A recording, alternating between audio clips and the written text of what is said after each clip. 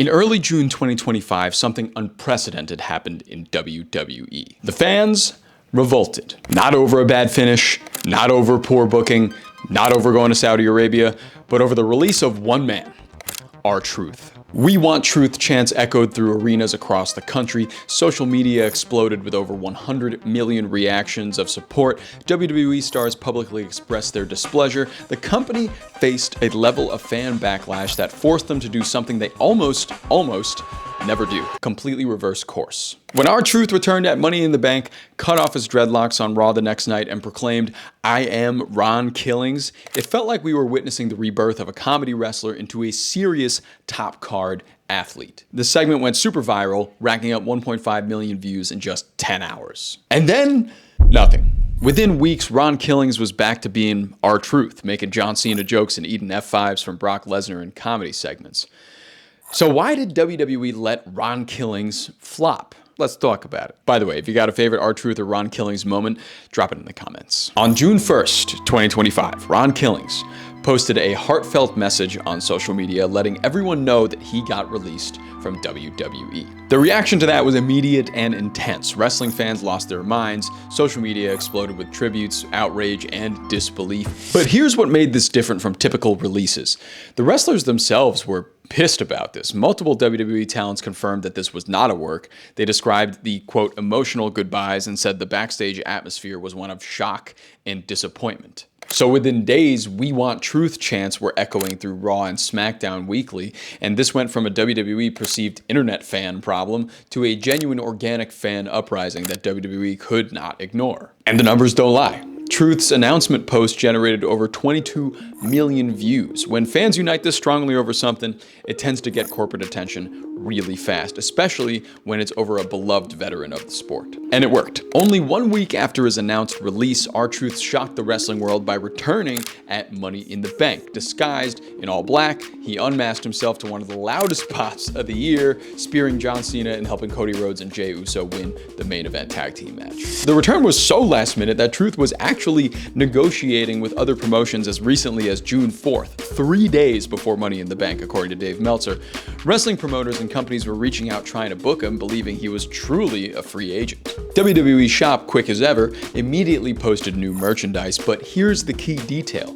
They listed him as Ron Killings, not rtruth. This was positioned as a complete character transformation for Ron. 3 days later on Raw, Truth delivered a moment that had wrestling fans going nuts.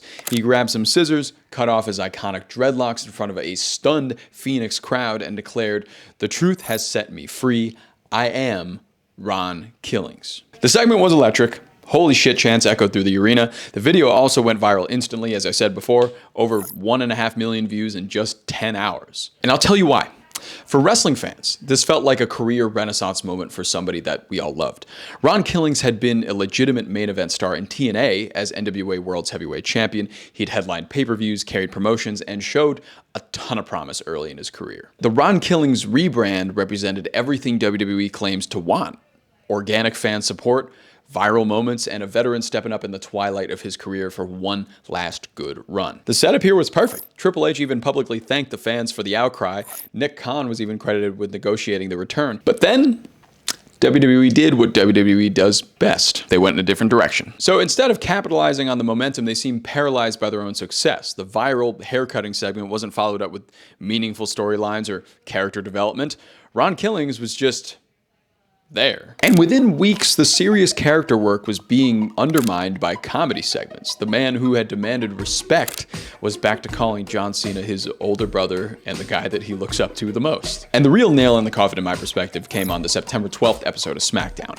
In a segment with Brock Lesnar, Ron Killings was back to classic rtruth form, calling himself Ron Cena, claiming John Cena was his childhood hero and older brother, a joke that, while hilarious and super funny, we have all seen before eating an F5. What went wrong? Like most things in wrestling, Dave Meltzer seems to think that he knows. He said, "The fans wanted Killings back in WWE because they connected with the naive, comedic character he had played for years, only for him to return as someone completely different." But Dave, that misses the point to me.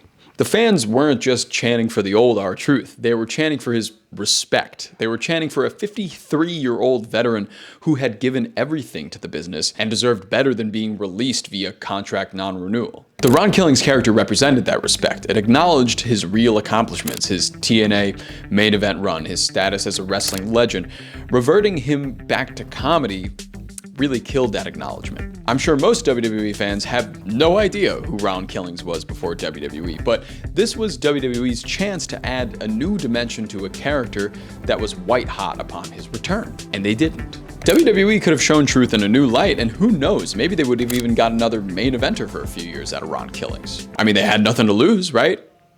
So why then did WWE drop the ball? Other priorities took precedence. John Cena's retirement run, the move to ESPN, announcement of WrestleMania 43 in Saudi Arabia. Ron Killings' character development clearly got lost in the shuffle of bigger corporate initiatives. I've said before that WWE has become obsessed with viral shock moments rather than storytelling. The haircutting segment was a moment like that. The return at Money in the Bank was a moment like that. But moments without follow-through are just empty. rtruth's comedy character was safe, familiar, and non-threatening. Ron Killings demanded respect and agency, something WWE Creative was not prepared to deliver on his behalf. The company also might have panicked when they realized the fans were more invested in the Ron Killings transformation than they anticipated. Instead of leaning into organic fan support, they retreated into what they knew, making rtruth a comedy character who occasionally gets beat up by main event stars. Fans hijacked the story, and Triple H's creative powerhouse let it slip through the cracks shortly after re-signing the guy, like just a week after. Now in 2025, the fan support was there. The viral moments were there. The wrestling community was invested in seeing a 53-year-old veteran get one more serious run before his retirement. And WWE had lightning in a bottle, organic fan support for a character transformation that could have created compelling television for months, if not a year, 2 years. But instead, the beaten path was chosen. They took a man who demanded respect and turned him back into a punchline, basically. They took a character with genuine emotional investment from fans and turned him back into comedy relief. Would have been nothing to lose to give him a serious run for a few months, I think. The Ron Killings experiment lasted exactly as long as WWE's attention span. About 2 weeks. The flop of Ron Killings in WWE really isn't about one wrestler or a missed opportunity, though. It's about a company that's become so risk-averse and corporate that they can't recognize gold when it's handed right to them. And the fans, in my perspective, did everything right. They supported their favorite wrestler, created viral moments, and gave WWE a ready-made storyline with built-in emotional investment. And the company's response was immediately to retreat to the familiar rather than build on the special and the new. Now, rtruth is back to being a comedy character because that's what WWE knows him as, and that's what they think is safe.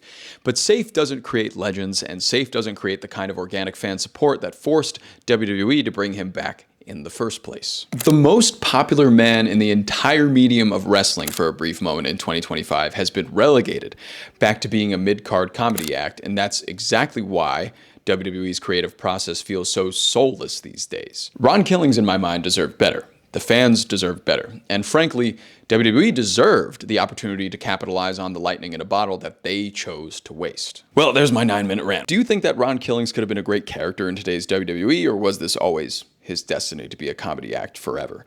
Let me know in the comments. Hope you learned something. Hope you liked the video, and I'll see you. Ooo Chavo!